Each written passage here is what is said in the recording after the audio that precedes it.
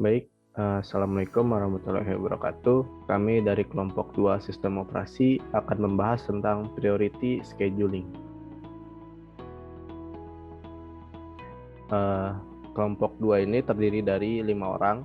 Yang pertama ada Bagus Subagja, kedua Fikri Habib Ramadan, ketiga Rehan Manji Saputra, keempat Iman Nur Rohman, dan kelima Wanda Yuliana Sri Utami. Nanti kita akan membahas tentang definisi dari priority scheduling itu sendiri, terus karakteristiknya, keuntungan dan kerugian, implementasi dan pengaplikasian. Nah, sebelum kita mengetahui lebih lanjut apa itu tentang priority scheduling, kita harus tahu dulu gitu definisi dari priority scheduling itu sendiri. Nah, priority scheduling itu adalah salah satu metode penjadwalan preemptif yang didasarkan oleh prioritas. Pada algoritma penjadwalan priority scheduling ini, penjadwalan memilih proses yang akan dikerjakan sesuai dengan prioritas mereka. Proses yang memiliki tingkat prioritas yang lebih tinggi akan dieksekusi terlebih dahulu, sedangkan proses yang memiliki tingkat lebih rendah akan dieksekusi setelah proses dengan tingkat prioritasnya yang tinggi. Baik, selanjutnya akan dijelaskan oleh teman saya. Baik, selanjutnya adalah karakteristik dari priority scheduling.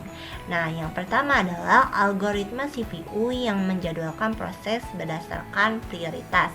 Lalu selanjutnya ada digunakan dalam sistem operasi untuk melakukan proses batch. Proses batch di sini adalah teknik atau metode di mana data yang akan diproses atau program yang akan dilakukan itu dikumpulkan terlebih dahulu menjadi beberapa kelompok agar pemrosesan data ini menjadi lebih cepat, lebih efisien, juga lebih nyaman. Nah, lalu selanjutnya adalah jika dua pekerjaan dengan prioritas yang sama adalah ready, maka pekerjaan itu akan bekerja dengan dasar first come, first serve. Jadi apa sih FCFS ini? Nah, ini adalah metode penjadwalan dengan menyelesaikan tugas yang datang lebih dahulu. Jadi yang pertama kali datanglah yang pertama kali dieksekusi. Nah, lalu selanjutnya adalah dalam penjadwalan prioritas, sebuah nomor diberikan untuk setiap proses yang menunjukkan tingkat prioritasnya. Lalu selanjutnya, turunkan angkanya maka semakin tinggilah prioritasnya. Dan terakhir adalah jika proses yang lebih baru datang yang memiliki prioritas lebih tinggi daripada proses yang sedang berjalan, maka proses yang sedang berjalanlah yang didahulukan. Itulah karakteristik dari priority scheduling, dan selanjutnya akan dijelaskan oleh rekan saya. Nah, bahasan kita selanjutnya adalah mengenai keuntungan dan kerugian pada metode priority scheduling. Keuntungannya sendiri, yang pertama dia merupakan metode penjadwalan yang mudah digunakan. Jadi kita hanya perlu menentukan skala prioritas pada suatu proses, lalu si sistem ini akan menjalankan prioritas tinggi terlebih dahulu. Yang kedua ada proses yang dijalankan itu berdasarkan prioritas. Nah, karena proses yang dijalankan berdasarkan prioritas yang lebih tinggi untuk dijalankan terlebih dahulu gitu. Nah, jadi si prioritas tinggi itu tidak perlu menunggu waktu lama gitu, dan bisa menghemat waktu. Selanjutnya ada menyediakan mekanisme yang baik. Di mana metode ini tuh menyediakan mekanisme yang baik, di mana kepentingan itu relatif dari setiap proses itu yang dapat didefinisikan secara tepat. Nah, metode ini tuh cocok untuk aplikasi dengan waktu dan kebutuhan sumber daya yang berfluktuasi. Kita masuk ke kerugian. Kerugian sendiri ada 4. Yang pertama ada jika sistem akhirnya macet, maka semua proses dengan prioritas rendah itu akan hilang. Lalu yang kedua ada waktu yang tidak menentu untuk proses prioritas rendah. Jadi jika proses berprioritas tinggi ini membutuhkan banyak waktu di CPU, maka proses yang dengan prioritas yang lebih rendah itu mungkin akan kelaparan dan akan ditunda untuk waktu yang tidak ditentukan. Bahkan bisa saja sampai menunggu tanpa batas. Lalu yang ketiga ada suatu proses akan diblokir ketika masih ada proses yang berjalan. Nah, jadi suatu proses ini akan diblokir gitu, walaupun dia tuh udah siap dijalankan. Nah, tapi harus menunggu dulu si CPU karena beberapa proses lain tuh sedang berjalan di CPU.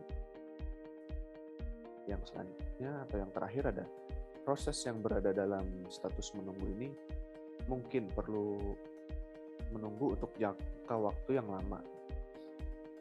Jika proses baru dengan prioritas yang lebih tinggi ini terus datang gitu dalam antrian yang siap, maka proses yang berada dalam status menunggu ini mungkin perlu menunggu lagi gitu, untuk jangka yang waktu yang lama.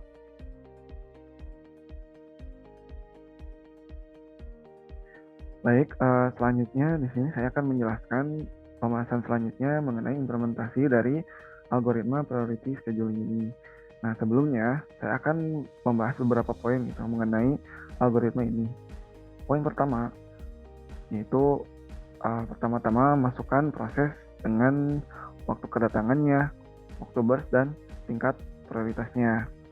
Nah, poin kedua yaitu proses yang memiliki prioritas yang tinggi akan didahulukan untuk dieksekusi oleh sistem. Nah, yang ketiga, proses selanjutnya akan dijadwalkan sesuai dengan waktu kedatangan yang dimiliki oleh proses itu yang sebelumnya sudah diberikan gitu. Dan yang poin keempat atau poin terakhir, setelah semua proses telah tiba, kita dapat menjadwalkannya itu berdasarkan prioritas yang dimiliki oleh proses-proses itu gitu. Selanjutnya, saya akan menjelaskan implementasi dari algoritma priority scheduling ini. Nah, di sini kita bisa melihat gitu, ada tabel dengan beberapa proses yang memiliki tingkat prioritas, waktu burst, dan waktu kedatangan yang unik gitu. Nah, langkah 0 atau permulaannya, nah ketika si timer ini sama dengan 0, proses 1 atau proses P1 dan P2 itu tiba gitu ya. Nah, kemudian karena P1 ini memiliki tingkat prioritas yang lebih tinggi dibanding P2, sehingga proses pertama yang akan dieksekusi adalah proses P1 gitu. Nah, untuk langkah 1 sampai 3 atau ketika si timernya itu sama dengan 1 sampai 3 itu tidak ada proses baru yang datang gitu. Jadi sistem ini masih akan terus berlanjut berfokus kepada proses P1 gitu.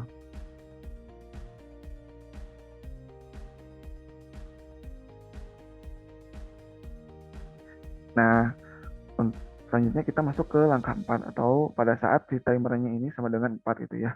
Proses P1 ini telah selesai dieksekusi gitu. Jadi prosesor ini bakalan mengalihkan fokusnya gitu ke pemrosesan P2 gitu, yang sebelumnya sudah berada di antrian gitu. Kita lanjut ke langkah 5 atau pada saat si timernya ini sama dengan 5, tidak ada proses baru yang datang gitu. Jadi sistem ini masih berfokus untuk mengeksekusi proses P2 gitu. Nah, kemudian pada saat timernya sama dengan 6, dikarenakan proses P3 itu memiliki tingkat prioritas yang lebih tinggi dibandingkan proses P2, maka proses P2 ini mengalami preemptive ya, atau ditunda gitu, depending, dan sistem mulai untuk memproses proses P3 gitu yang memiliki tingkat prioritas yang lebih tinggi gitu. Oke, selanjutnya pada saat timernya sama dengan 7, tidak ada proses baru yang datang ya. Posisi P2 itu dialihkan ke antrian gitu. Dan untuk sistemnya berfokus ke pemrosesan proses P3. Nah, ketika si timernya sama dengan 8 sampai dengan 10 gitu ya, maka tidak ada proses baru yang datang dan sistem ini bakalan berfokus atau hanya berfokus pada proses P3 gitu.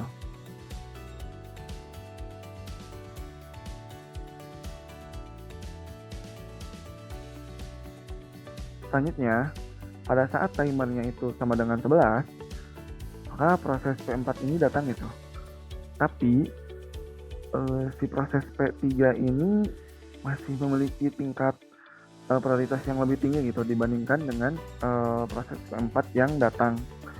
Nah, sehingga sistem tidak mengalihkan fokusnya itu ke proses yang lain, tapi masih tetap fokus bersama proses P3 gitu. Jadi yang P4-nya itu disimpan ya di antrian bersama dengan proses P2 sebelumnya.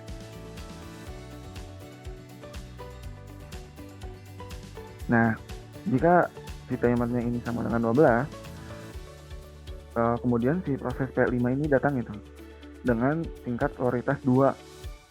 Nah, tapi si proses P3 ini tuh masih memiliki tingkat prioritas yang lebih tinggi ya, yaitu 1 gitu. Sehingga si proses P5 ini disimpan di antrian bersama dengan P4 dan P2 gitu. Nah, selanjutnya ketika timernya sama dengan 13, proses P3-nya sudah selesai dieksekusi gitu ya sama sistem. Nah, pada antrian terdapat P2, P4, dan P5 gitu. Untuk dapat menentukan proses mana yang dapat didahului gitu ya, atau dapat dieksekusi pertama gitu ya. Nah, kita bisa melihat dari tingkat prioritas dan waktu kedatangan mereka gitu. Nah, di sini ada proses P2 dan P5 itu memiliki tingkat prioritas yang sama. Nah, gimana nih kalau misalnya tingkat prioritasnya sama? Nah, kita bisa lihat dari waktu kedatangan mereka. Karena P2 atau proses P2 ini datang lebih awal dibandingkan P5, maka sistem akan mendahulukan proses P2 untuk dieksekusi terlebih dahulu gitu. Sehingga proses P2 ini didahulukan untuk dieksekusi oleh sistem. Nah, lanjut. Kemudian ketika timernya sama dengan 14, maka proses P2 ini telah selesai diproses gitu ya. Dan pada antrian ini masih terdapat proses P4 dan P5 gitu. Kita bisa lihat di tabel sebelumnya, kalau misalnya proses P5 ini tuh memiliki tingkat prioritas yang lebih tinggi gitu dibanding P4, sehingga proses P5 ini didahulukan untuk diproses oleh sistem.